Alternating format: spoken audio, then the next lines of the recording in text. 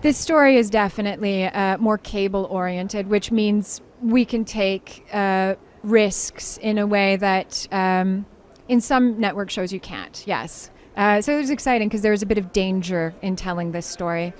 It's a thriller, it's a suspense drama, it's fun, to go through that maze of storytelling with our collaborators, but also watching the audience trying to figure it out. I thought that was really interesting. It's relentless. It never stops.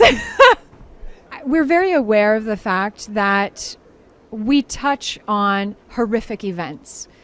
This is a character who's a survivor at the end of the day, and we have to be truthful to elements of what she survived without going into gore. So it's not a gore, it's a thriller. And we have to be honest about just showing it in brief glimpses to our audience so that they're aware of what has happened to this character that starts our story off.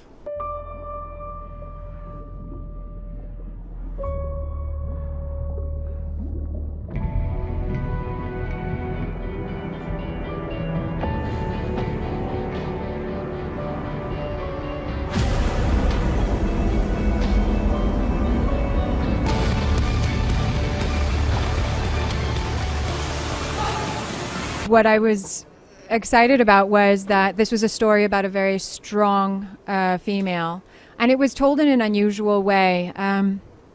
She experiences and covers a lot of territory that I haven't seen often in television or in film.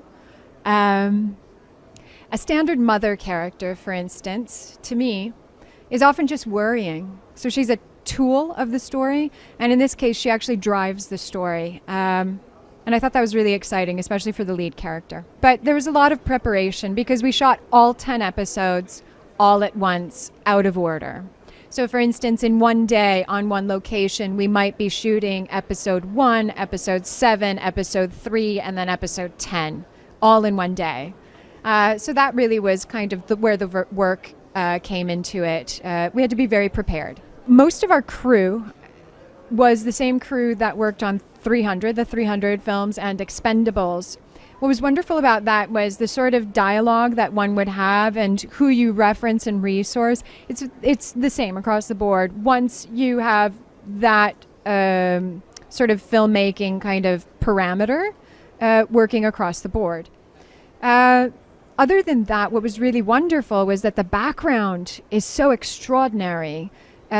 We never shot it. It's supposed to be shot in Boston, and it was never.